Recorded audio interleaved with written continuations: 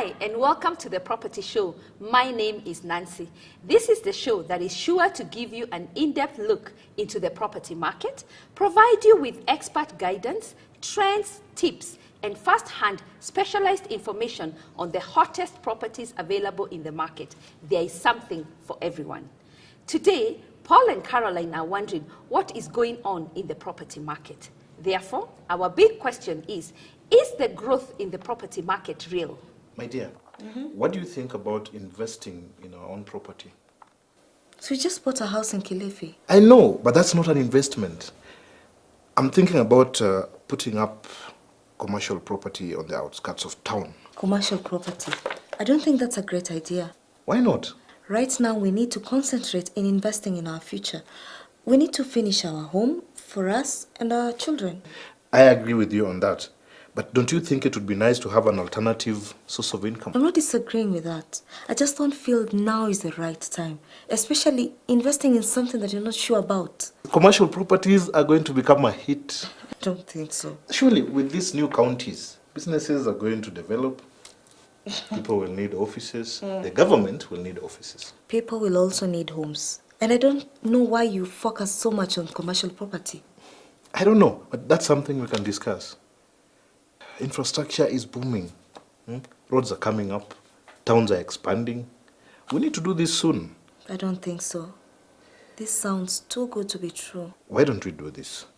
Let's ask around, do our own research, then we begin from there. What do you think about that?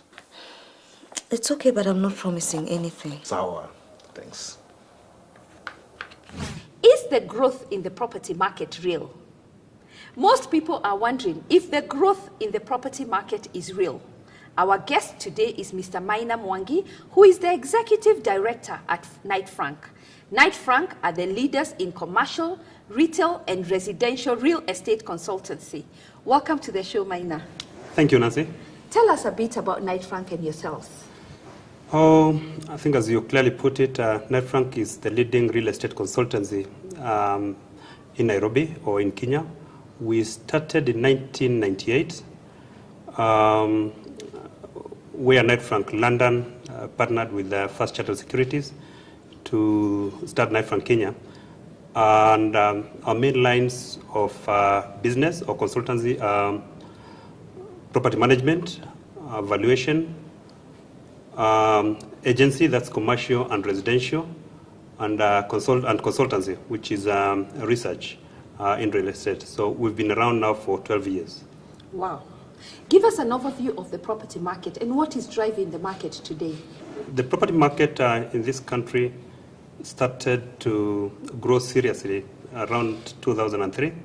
And that, the main driver then was the confidence that the new government, after election, the confidence that it gave to investors. Then after that, we've seen the growth of the middle class. We have seen availability of credit, many banks getting involved in lending in the real estate. Initially, I think we had 2 or 3 lenders, and that changed substantially. So we saw many Kenyans now getting access to credit, money coming from the diaspora, coming into it comes directly to real estate. In as much as it goes to other classes of investment, real estate is a very important component in that. Then over time, we've also seen the increase in foreign direct investments. And what that leads to is creation of more wealth and also demand for office space. We've also seen substantial growth in terms of infrastructure. And that, apart from putting more money in people's pocket or increasing the consumption, it also means that new areas have opened up and developers would go to those areas. Tell us about retail market, the malls. Yeah. Suddenly we are finding malls everywhere. What's happening? What's happening is that, as I said, the middle class has grown. And when the middle class grows, it means that there's more consumption, there's more spending power. And I think we also underestimated the size or the depth of the consumption in this country. From 1980s, I think we only had one shopping center. From 2005, probably we've seen about 5 or so centers coming up. And between now and 2014, probably seeing another 7 centers coming into play. And all these centers are thriving, probably most of them next to each other. And what that tells you is that there is the depth of demand for good quality shopping is enormous in this country.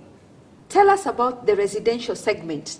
We are finding that on the high end, I think that segment is very well taken care of, and also on the middle end.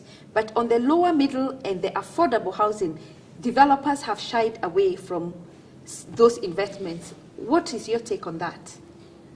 Yeah, Nancy, you're very right in terms of residential real estate. This is mainly because probably of returns. Land is very expensive, and that would have a bearing on the kind of project that one would come up with.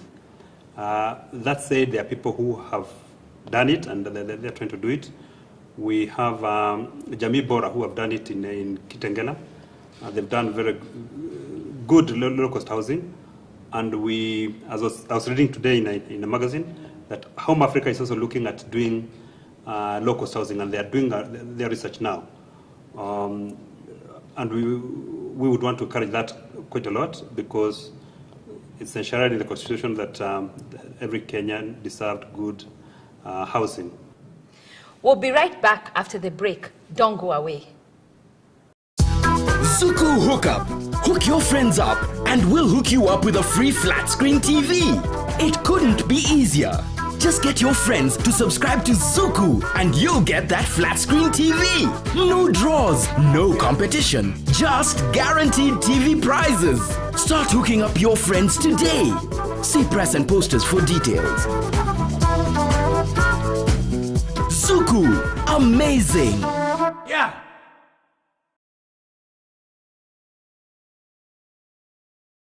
Whose role is it to provide affordable housing? Is it the developer who feels it's not making sense, or is it the government? I think the government has the moral responsibility to drive that. The developers will do it so long as the returns are okay, so long as they can justify investing in that sector. And as I said, there are several groups of people, or several investors that are looking into that market now, because it's a mass market, so it definitely would provide a good opportunity. But the government has an opportunity to probably to service the land and make the land affordable, or get into that sector of providing that housing.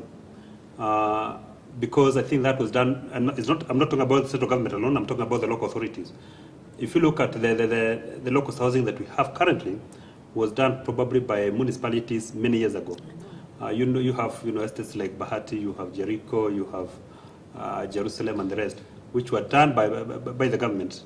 And the rentals are subsidized, which means that they'll be affordable, but it's very good housing. When the local authorities stopped doing that, we started having that gap. The problem became now even bigger, and that's why we've probably seen the mushrooming of slums and the rest.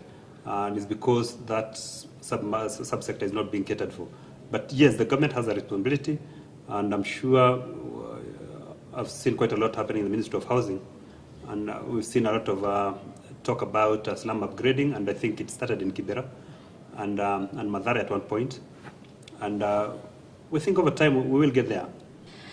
How will the counties affect the property market today, especially within Nairobi?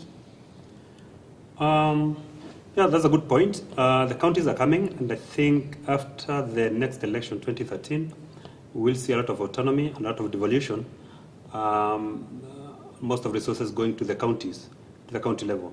What that means that there'll be high demand for both offices and housing for the government staff and for businesses that will be doing business in those locations who have not been doing business in the past in those locations, and we expect that it will spur growth. We have seen already people preparing themselves to take up, and we've seen a lot of shopping centers and a lot of people coming up with projects in terms of residential to prepare themselves for the county governments. But will it affect the market within Nairobi?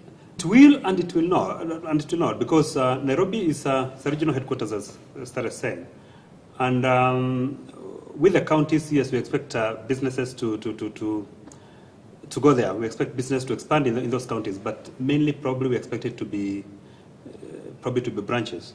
So even if there's going to be a big effect, probably not immediate. Give it probably another 10 years before people really establish themselves in the counties and say they're going to work from the counties. And where do you see this property market going? Property market, I see it continuing with the growth. We expect the growth probably to plateau,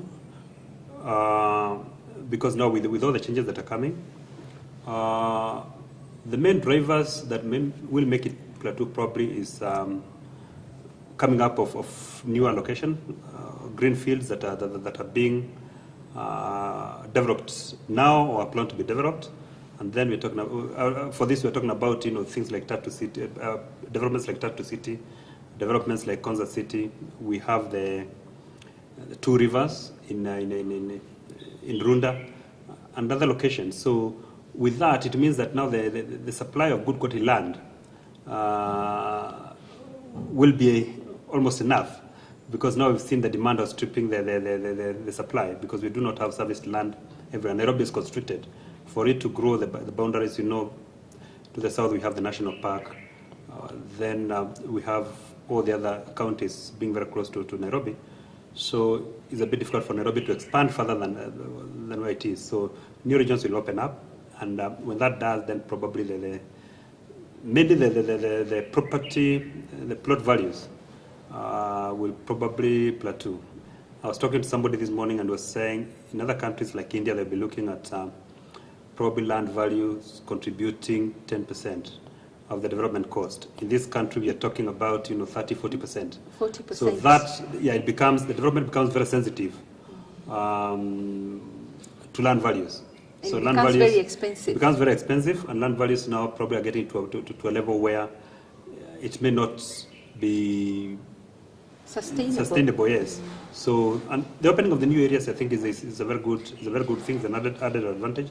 It doesn't mean that the market will collapse in Nairobi or in the traditional office, residential, and retail locations, but it means that the supply of good quality serviced land will be available, meaning that probably the land values will not go up as fast as they've done in the past. Thank you, Maina, for your time and, of course, for giving us such valuable information. Give us your parting shots. Oh, thank you, Nancy. I think my parting shot would be that real estate is here to stay. People are getting very good returns. I think it's created billionaires in this country, and we don't see it going down. So look for opportunities. Opportunities are always there, and come to Knight Frank. We'll give you the best advice. Thank you. Join me after the break as we visit our hot property of the week.